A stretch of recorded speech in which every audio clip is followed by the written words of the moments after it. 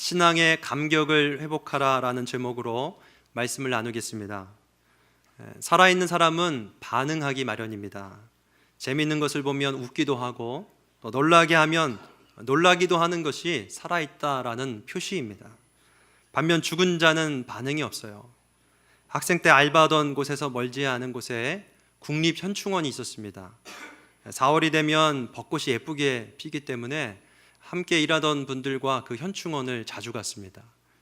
현충원에 가면 묘지가 참 많이 있습니다. 역대 대통령의 묘지부터 시작해서 국가유공자 그리고 순직한 군인과 경찰들의 묘지까지 셀 수 없을 정도로 묘지가 많이 있습니다. 거기에 묘지들의 특징이 있습니다. 묘지들은 말이 없습니다.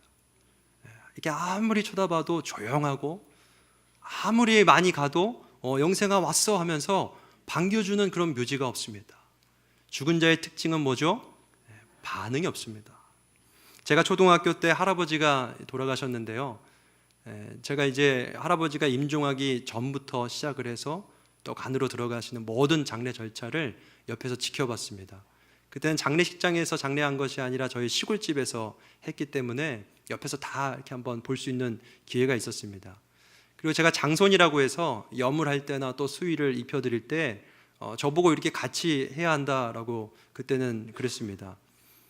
그래서 이제 그것을 진행하시는 분을 도와서 제가 하고 있는데 제가 우연히 할아버지의 그 시신을 손으로 한번 댄 적이 있습니다. 손으로 댄 순간 깜짝 놀랐습니다.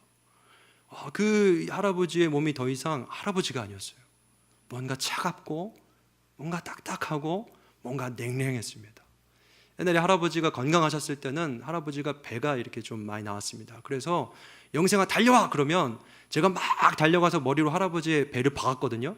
그럼 제가 퉁 하고 튕겨 나갔습니다. 그렇게 할아버지는 늘 반응이 있었는데 돌아가시니까 반응이 없었습니다. 죽은 자의 특징을 그때 알았습니다. 죽으면 이렇게 시신은 차갑게 되는구나, 이렇게 딱딱하게 되는구나, 그때 그것을 깨달았습니다. 여러분, 우리의 영혼도 마찬가지죠. 만약 우리의 영혼이 침체되어 있거나 죽어 있으면 하나님을 향하여 반응이 없습니다. 하나님을 향하여 냉랭한 마음이 있습니다. 그러나 우리가 살아있으면 하나님을 향하여 우리의 영혼은 반응을 합니다. 여러분, 여기에 계신 분들은 하나님께 살아있습니까? 죽어 있습니까? 대부분 살아있다라고 그렇게 말씀을 하시는데요, 살아있습니다. 예배한다라는 것은 반응한다라는 거예요. 우리가 어떻게 하나님을 예배할 수 있습니까? 그것은 살아있기 때문에 예배할 수 있는 거예요. 하나님이 주신 은혜에 감사할 줄 알고 하나님을 마음 다해서 찬양할 줄 압니다. 예배할 줄 압니다. 하나님께서 우리에게 이 살려주시는 은혜를 주셨기에 우리가 오늘도 이곳에서 예배하고 반응하게 된 줄 믿으시길 바랍니다. 성경 속의 이스라엘 역사를 보면 그들이 영적으로 깨어있을 때, 신앙적으로 전성기를 누릴 때는 그들에게 하나 나타난 특징이 있습니다. 하나님께 반응을 했습니다. 아주 열정적으로 뜨겁게 반응할 줄 알았습니다. 그러나 신앙적으로 침체되고 바닥을 칠 때는 하나님을 향하여 냉랭했습니다.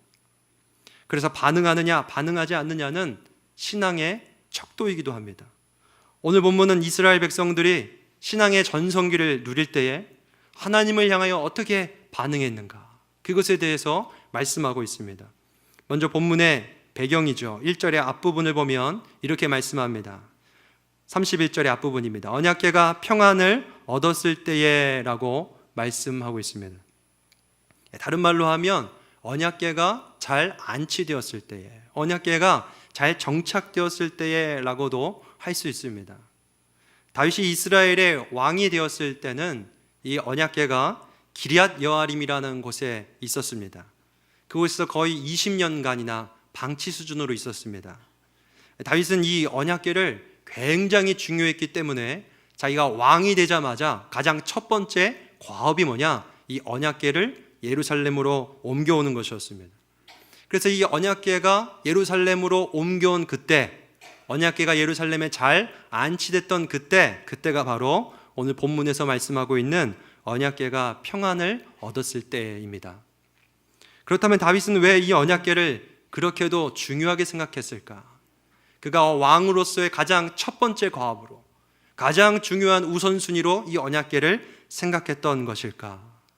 이 언약궤는 하나님의 임재를 상징하기 때문입니다. 우리 출애굽기 25장 22절 말씀 함께 읽겠습니다.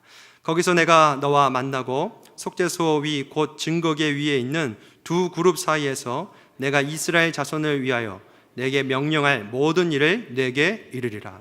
아멘. 우리 출애굽기 25장을 보면 하나님께서 모세에게 언약궤를 어떻게 만들어야 할지에 대한 지침을 주십니다.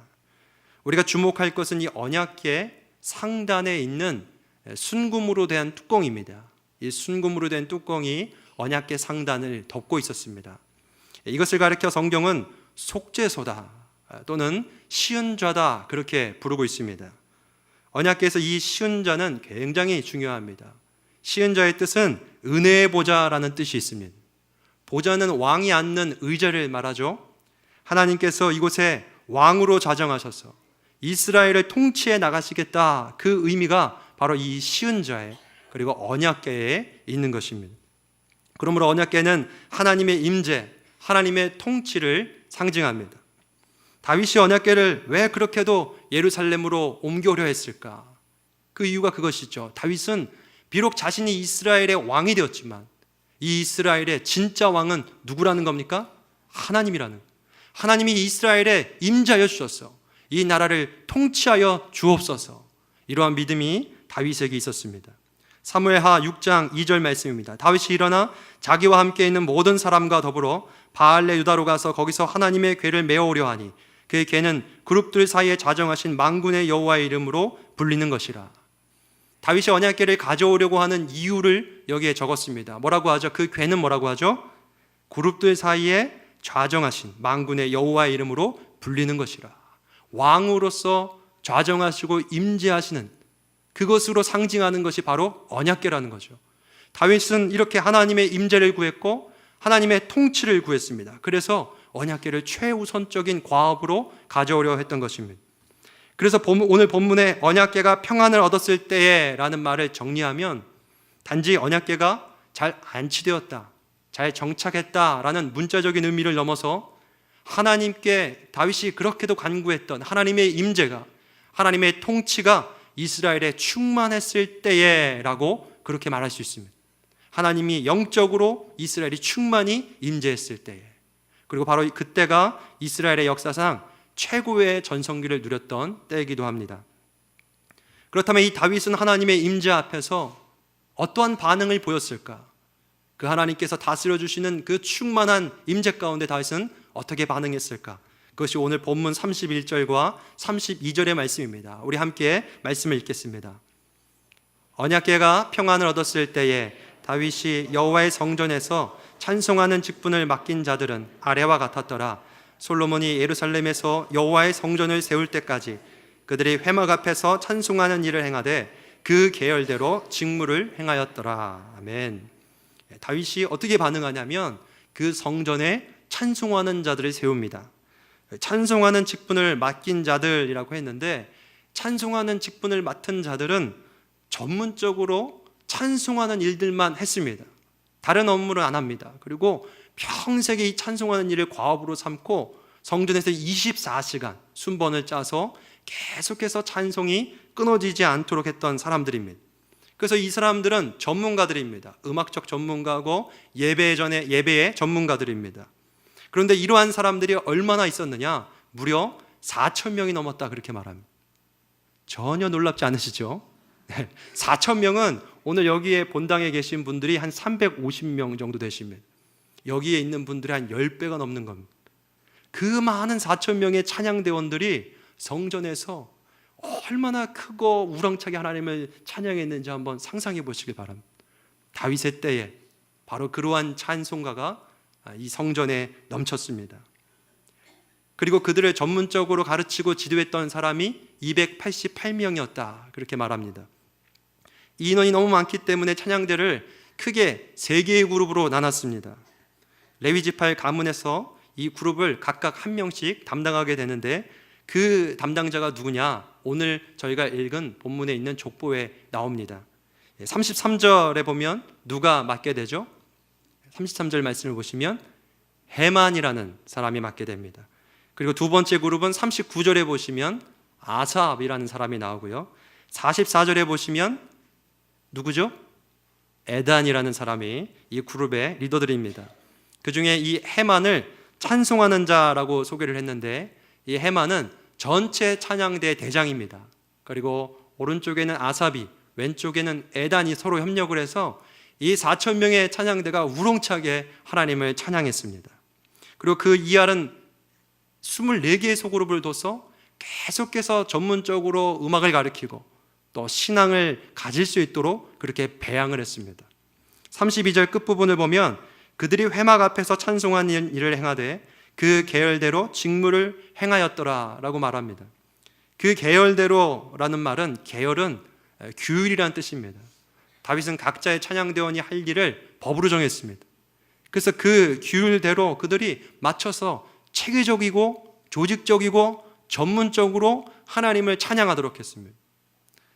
아주 최선을 다해서 어느 하나 빈틈이 생기지 않도록 하나님을 찬양하는 데에 온 힘을 쏟았다라는 것이죠.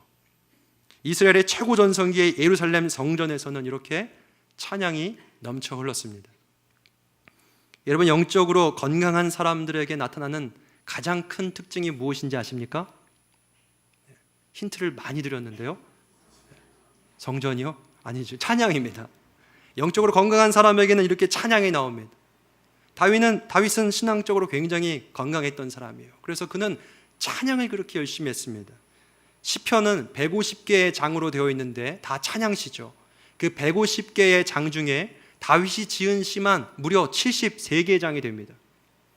이 시라는 것, 찬양시라는 것은 그냥 얼렁뚱땅 나오는 것이 아니죠. 하나님을 향한 깊은 관찰과 묵상, 하나님께 많은 시간을 들여서 집중할 때에 찬양시가 나올 수 있는 것이죠. 다윗은 하나님을 늘 묵상했습니다. 그의 마음은 늘 하나님이 계셨습니다. 그의 마음에 하나님이 계시니까 그의 입술에서는 늘 찬양이 넘쳤습니다.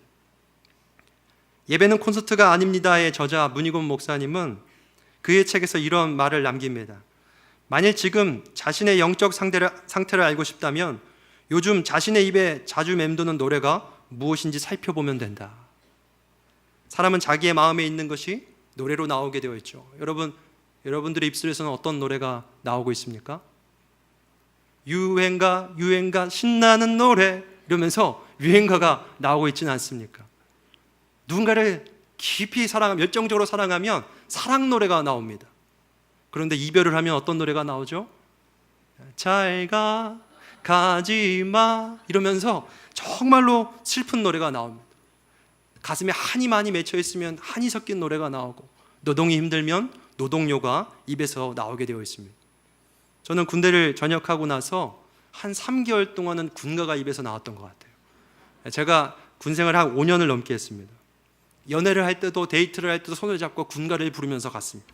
높은 산 깊은 곳 적막한 산하 눈 내린 전선을 우리는 간다 빠바밤 이러는 막 군가가 데이트할 때도 나오고, 이 군가의 은혜를 많이 받았습니다. 나도 이 힘차게 살아야지, 이 세상을 아주 힘차게 걸어가야지 그러면서 제 여자친구한테도 이 군가를 가르쳐주고 그랬습니다. 노래는 그 사람의 삶과 마음의 표현입니다. 만약 우리 안에 하나님이 계시다면 무엇이 나올까요? 찬양이 나오게 되어 있습니다. 에베소서 5장 18절을 보면 사도 바울은 성령의 충만함을 받으라 그렇게 말씀을 하고 있습니다. 그리고 19절부터 21절까지 말씀을 보면 성령 충만한 사람에게 나타나는 특징을 말씀하고 있습니다. 우리 18절부터 21절까지 말씀을 같이 읽겠습니다. 술 취하지 말라. 이는 방탕한 것이니 오직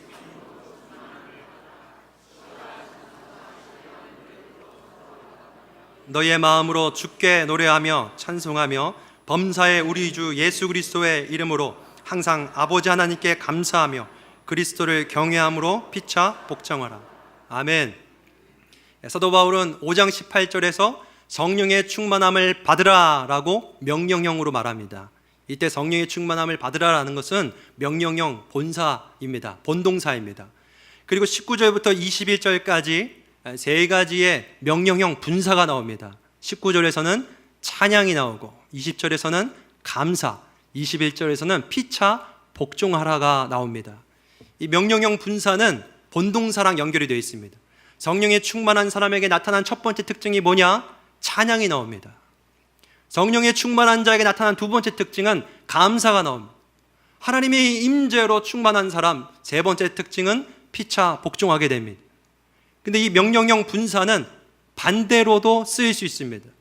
찬양하는 사람에게 성령이 충만하게 임재하십니다. 아멘. 감사하는 자에게 성령이 임하십니다. 피차 복종하는 자에게 하나님께서 임하십니다.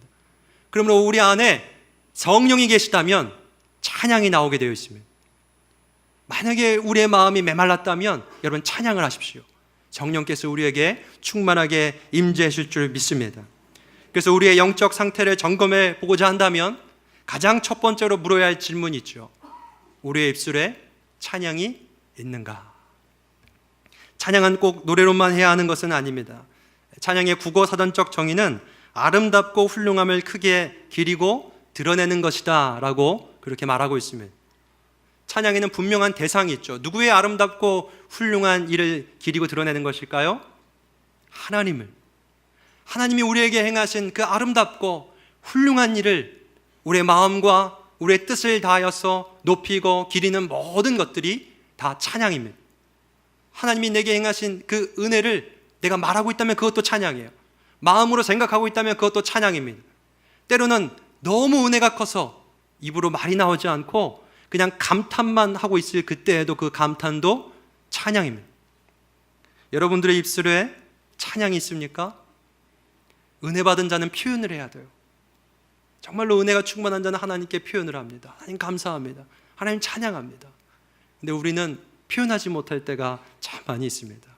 우리 어버이 주일인데 우리가 부모님께 많은 은혜를 받았는데도 이 표현을 잘 못할 때가 있어요. 그걸 뭐 말을 해야 아시나? 다 아실 거야. 근데 모릅니다. 그렇죠? 표현을 해야만 알 수 있습니다. 저도 부모님께 사랑한다고 말하려고 전화했다가도 다른 말만 하고 끊고 그럴 때가 많이 있습니다. 너무너무 부끄러워서 그거를 못할 때가 많이 있어요. 오늘 여기 계신 성도님들 집에 가시면 꼭 부모님께 사랑합니다, 감사합니다 이렇게 표현하셨으면 좋겠습니다. 저희 아버지가 충청도에서 5년 동안 목회를 하신 적이 있습니다. 충청도 분들은 다소 표현이 조금 약하시죠. 반응이 조금 서툽니다. 모든 분들이 그러신 것이 아니라 혹시 충청도 분들이 계시면 또 마음이 상하실까 봐 저희 아버지가 목회했던 그 교회는 그랬습니다. 반응이 조금 늦었습니다. 그래서 아버지가 설교를 하시면 1년 정도 후에 갑자기 그때 은혜 받았슈 이렇게 얘기를 해요.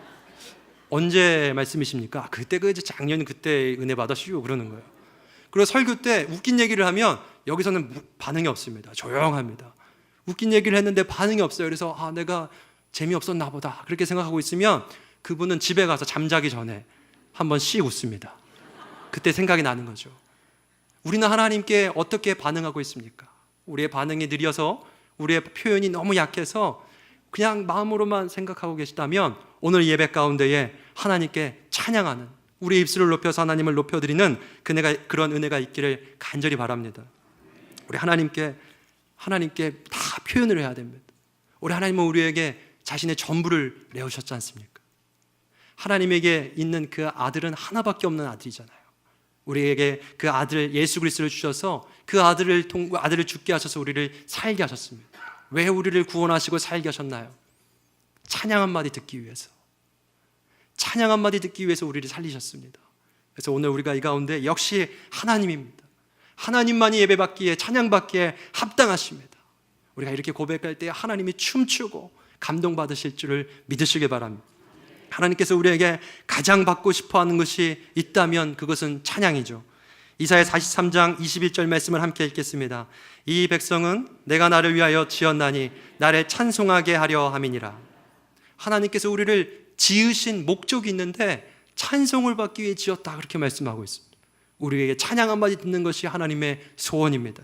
사도 바울은 하나님께서 왜 우리를 자녀 삼아 주셨느냐 이렇게 말씀을 합니다. 에베소 1장 5절과 6절에 그 기쁘신 뜻대로 우리를 예정하사 예수 그리스도로 말미암아 자기의 아들들이 되게 하셨으니 이는 그가 사랑하는 자 안에서 우리에게 거저 주시는 바 그의 은혜의 영광을 찬송하게 하려는 것이라.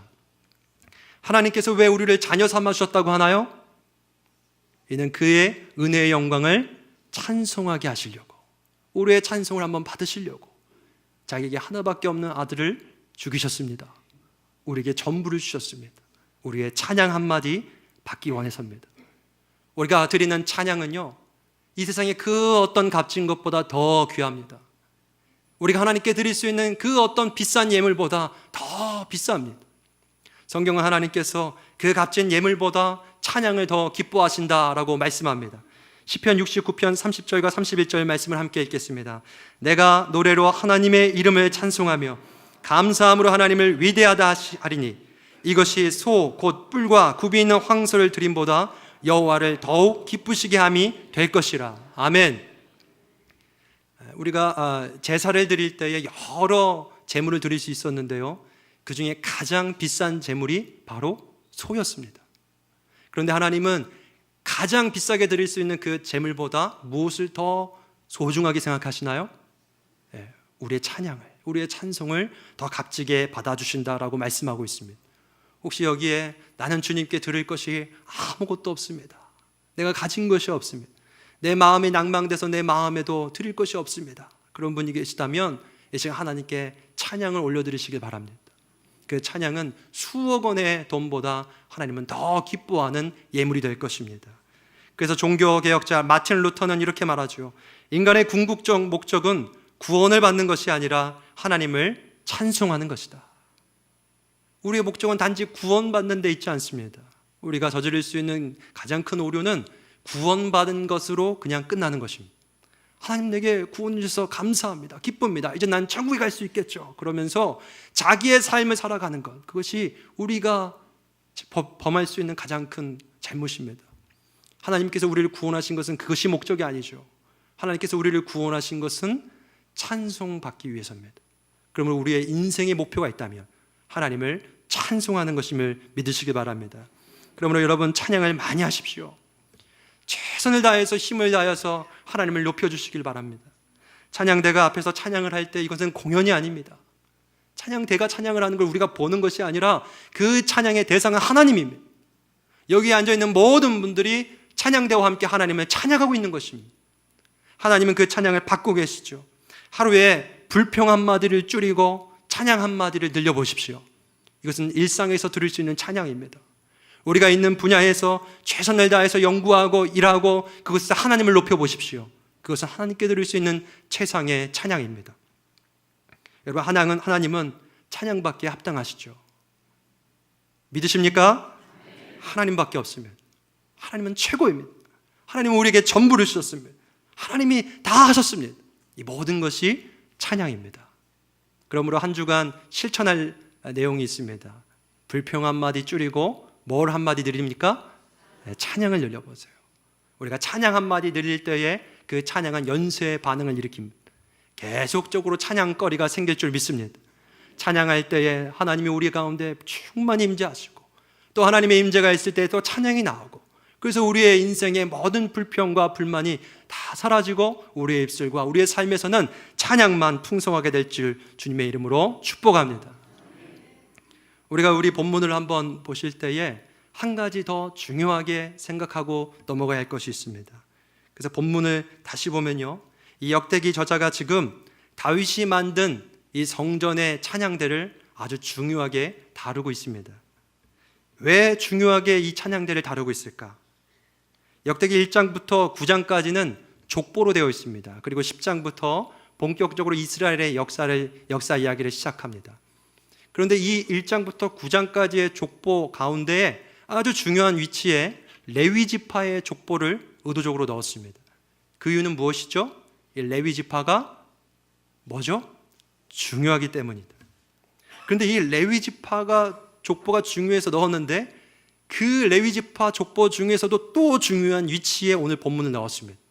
그리고 레위 지파 다른 사람들보다 조금 더 길게 다루고 있습니다. 그냥 찬양대의 리더는 헤만과 아삽과 에단이었더라 라고 한 줄로도 처리할 수 있는데 굳이 족보를 쭉 길게 열고 할 필요가 있었을까요? 역대기 저자가 무언가 말하고 싶은 거죠. 이 성전 그리고 그 안에 있는 예배, 그 찬양은 앞으로 역대기를 전체적으로 끌고 가는 주제가 됩니다. 그것을 서두에서 중요하게 부각시키고 있는 것입니다. 왜 이 찬양대가 중요할까? 우리가 이것을 알기 위해서는 역대기의 첫 번째 독자가 누구인지, 그리고 그들이 역대기의 말씀을 읽을 때 상황이 어땠는지, 왜 이 말씀을 그들에게 주었는지를 잠시 살펴볼 필요가 있습니다. 역대기는 포로 귀한 백성들을 위해 쓰여졌습니다. 기원전 6세기에 바벨론 제국에 의해서 이 이스라엘이 전멸을 당합니다. 그리고 약 70년간을 바벨론에서 포로 생활을 하죠. 그런데 하나님의 은혜로 고레스 대제가 칙령을 내려서 이 포로들이 예루살렘으로 귀환하게 됩니다.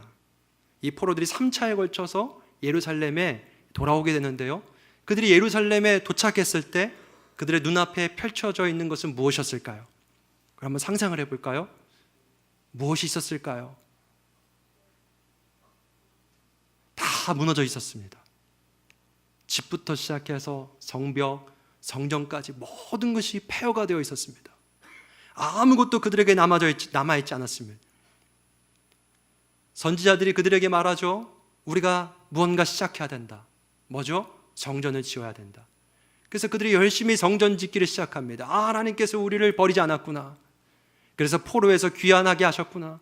그러한 감격과 은혜로 성전을 짓기 시작합니다. 그러나 그것이 얼마 가지 않아요. 사마리아 민족이 그들을 방해하고 이 성전 재건은 중단되고 맙니다. 그들은 마음에 낙심이 됐습니다. 하나님 정말 계십니까? 하나님, 우리가 이렇게 하나님께 열심히 다해서 성전을 지으려고 했는데 왜 이것이 이렇게 멈춰집니까? 하나님 정말 계십니까? 그들의 마음에 낙심이 찾아오기 시작했습니다. 그래서 그들은 이제 내 집이나 짓자, 그냥 먹고 살기나 하자, 그러면서 각자 자기의 집으로 돌아가고 있었을 그때에 바로 이 역대기는 그 포로 귀한 백성들을 위해 쓰여진 말씀입니다.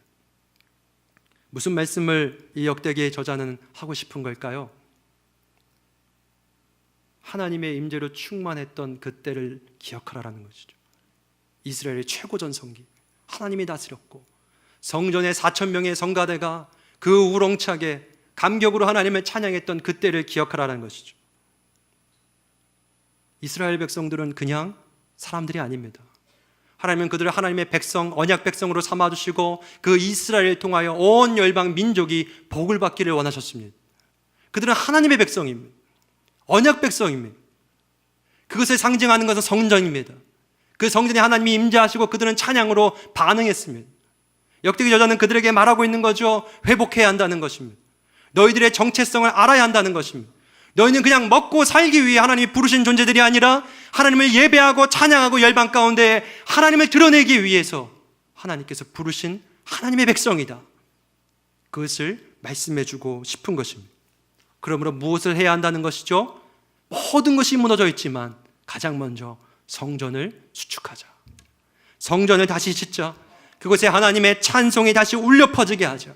하나님은 아직 우리를 버리지 않으셨다. 하나님은 아직 우리를 포기하지 않으셨다. 하나님, 우리가 지은 그 성전에 임재하실 것이다. 그 영광을 회복하자고 말하고 있는 것입니다. 여러분, 우리도 마찬가지입니다.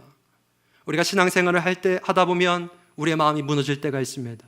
하나님을 위해서 열심을 내봤는데 그 일이 잘 되지 않을 때에 우리의 마음이 무너집니다. 신앙이 무너집니다.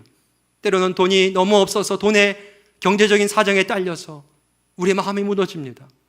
하나님, 우리가 이제 대출부터 좀 갚고 경제적인 상황이 좀 나아지면 그때 하나님을 예배하겠습니다. 이런 마음이 막 생깁니다. 아기가 아직 어립니다. 애부터 키우고 하나님 그때 예배하겠습니다. 대인관계, 우리 관계가 많이 무너졌습니다. 관계가 좀 회복되고 마음이 평안해지면 그때 예배하겠습니다. 신앙이 무너졌습니다. 모든 것이 무너졌을 때 여러분, 그 가운데 무엇을 먼저 세우시겠습니까? 무엇을 먼저 세워야 합니까? 우리 안에 있는 성전이 먼저 회복되어야 할 줄 믿습니다. 메마른 우리의 마음, 다 무너지고 냉랭해진 하나님을 홀대하는 그 마음이 먼저 회복되어야 합니다. 그것이 우선순위입니다. 우리는 그냥 먹고 살라고 부르심 받은 존재들이 아니라 하나님의 자녀, 하나님의 아들과 딸임을 기억하시길 바랍니다. 하나님을 찬송하기 위해 우리를 지으셨습니다. 오늘 이 시간 우리 마음속에 무너진 이 성전이 회복되기를 바랍니다. 찬양이 회복되기를 바랍니다. 찬양하지 않고 하나님께 그 은혜에 반응하지 않고 견딜 수가 없었던 그 뜨거웠던 마음, 주님께서 이 시간 다 회복시켜 주시기를 주님의 이름으로 축복합니다. 다윗의 성막과 그곳에서 드려진 예배와 찬양은 천상의 예배를 모형적으로 우리에게 보여준 것입니다. 계시록 5장을 보면 이 천상의 예배에 대해서 말씀합니다. 계시록 5장 12절부터 14절까지를 우리 함께 읽겠습니다. 큰 음성으로 이르되 죽임을 당하신 어린 양은 능력과 부와 지혜와 힘과 존귀와 영광과 찬송을 받으시기에 합당하도다 하더라. 내가 또 들으니 하늘 위에와 땅 위에와 땅 아래와 바다 위에와 또 그 가운데 모든 피조물들이 이르되 보좌에 앉으신 이와 어린 양에게 찬송과 존귀와 영광과 권능을 세세토록 돌릴지어다 하니 내 생물이 이르되 아멘 하고 장로들은 엎드려 경배하더라. 아멘. 지금도 벌어지고 있는 저 천상의 예배의 모습입니다. 어린 양이 그 가운데 앉아 계시고요. 어린 양은 우리를 위해 십자가에서 피 흘려 죽으신 예수 그리스도를 의미합니다. 그분 앞에 네 생물과 24장로가 섰습니다. 네 생물은 피조물들을 대표합니다. 24장로는 온 성도를 의미합니다. 모든 피조물과 모든 성도들 앞에 그 뒤에 많은 천사들이 서서 예수 그리스도 앞에 예배를 드리는 거예요. 지금 천상에서는 지금 그 예수 그리스도를 높이는 찬양이 큰 음성으로 우렁차게 퍼지고 있는 줄 믿으시길 바랍니다. 우리 예수님, 이 어린 양은 찬양받기에 합당하십니다. 모든 능력과 권세와 영광이 어린 양께 있습니다. 그 음성이 지금도 저 천상에서 울려 퍼지고 있다는 겁니다. 그러므로 우리가 드리는 이 예배는 우리끼리의 예배가 아닙니다. 저 천상의 예배에 우리가 함께 참여하는 것입니다. 우리가 일상에서 한마디로 하나님을 찬양하는 그것은 내 입술에서 나오는 그냥 단 한마디의 찬양이 아닙니다. 우리가 천상의 예배에 함께 참여하고 있는 것입니다. 우리의 눈을 열어, 믿음의 눈을 열어 그 예배에 동참하시길 바랍니다. 하나님께서 우리의 예배를 받으십니다. 일상에서 감탄으로 내뱉는 그 말 한마디까지도 하나님은 기뻐하시고 우리의 모든 찬양을 받아주십니다. 이러한 신일의 모든 성도님들 되시기를 주님의 이름으로 축복합니다. 말씀을 맺겠습니다. 하나님은 찬양받기에 합당하신 분입니다. 아멘. 하나님은 수억의 말로도 찬양하기에 모자른 그러한 분이십니다. 그 하나님께서 자기의 전부를 주셨습니다. 은혜를 우리에게 주셨습니다. 그 하나님께 찬양으로 반응하십시오. 감격의 신앙을 회복하는 신일의 모든 성도님들 되시기를 주님의 이름으로 축복합니다.